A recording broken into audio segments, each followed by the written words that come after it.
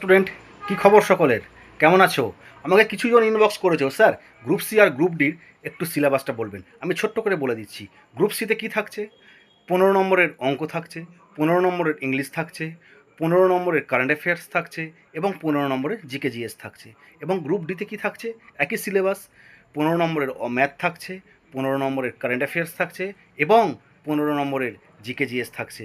সুতরাং মন দিয়ে পড়াশোনা করো, এবং যদি এই ক্লাসগুলো তোমরা বিনামূল্যে করতে চাও তাহলে নজর রাখো স্মার্ট স্টাডি চ্যানেলে, এবং চোখ রাখো এবং চ্যানেলটাকে এক্ষুনি লাইক এবং সাবস্ক্রাইব করে দাও।